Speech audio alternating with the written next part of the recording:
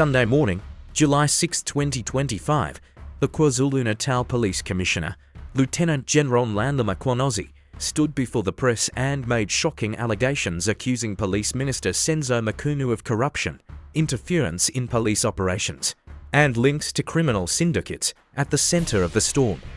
To explain to us why is this, he says the minister gave the instruction. So we don't know what is the intention. And we, in Parliament, even say that we don't know what informs the minister to say disband the team, because the team's work speaks for itself, is there. I mean, on frequent basis, the previous ministers were briefing the nation about what the team is doing. This new current administration has not done that. Now suddenly we see the letter that says the team is disbanded. We don't know the reason. Fortunately for the investigation happening in Gauteng under the leadership of the project manager, which is Jaro Kumalo, and evidence is retrieved from one of the criminal syndicates, which makes it clear that there's a communication between the minister and these people. The very same minister goes on record on a teleconversation he's having with someone else, where he says, I know this is my comrade. Whereas he has said in Parliament he does not know the person.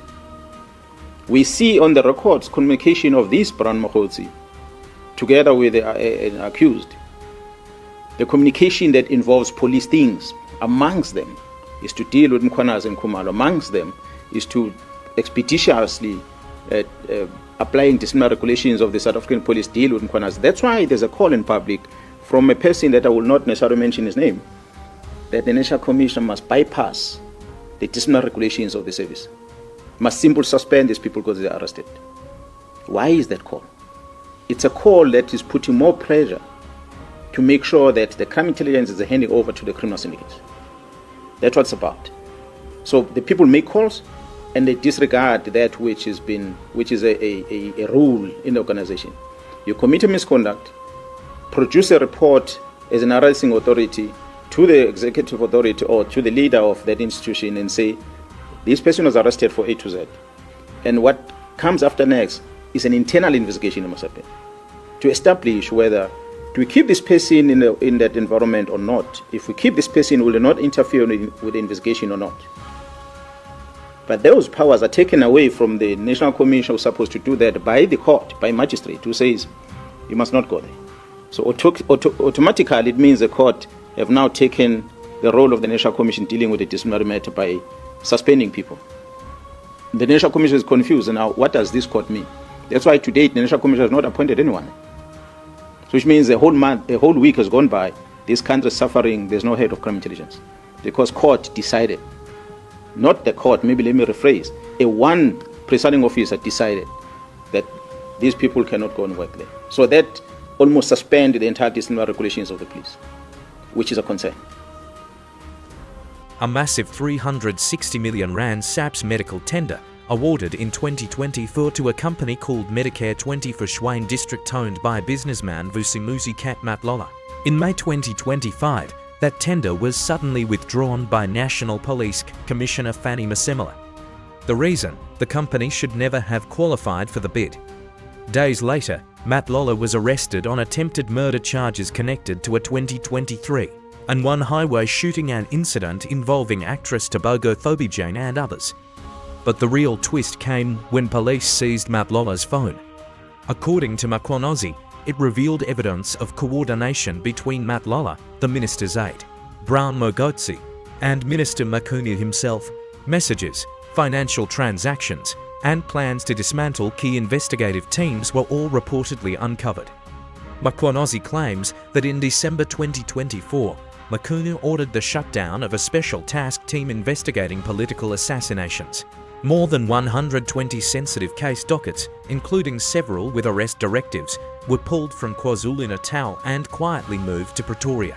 Minister Mchunu has denied all the allegations, calling them baseless and politically motivated, but the fallout has been fast and fierce. President Cyril Ramaphosa, currently at the BRICS summit in Brazil, has called the situation a national security threat and promised action upon his return. The announcement, or better still, what the Police Commissioner of KZN, General Mkhwanazi said, I was not aware of it, that it was coming. And obviously it is a matter that I will be dealing with when I get home. I will need to look at it more closely and have a thoroughgoing discussion with a number of people, and thereafter there will be a clear way forward. This is not a matter that we should not give attention to.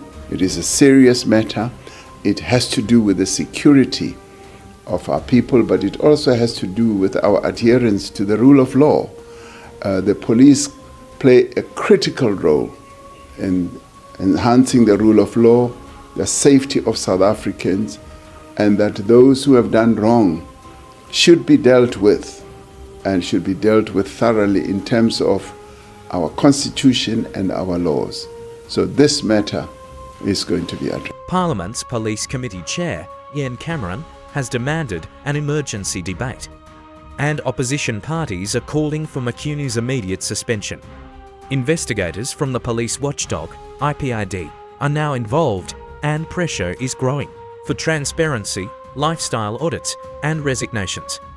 This isn't just about one tender or one arrest, it's about the possible capture of police institutions by criminal interests.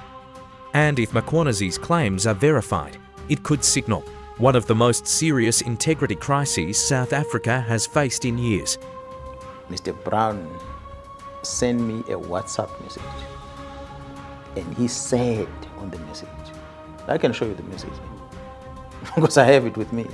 It's a WhatsApp that came to me. I didn't ask for it. Maybe let me read it to you. Perhaps you might.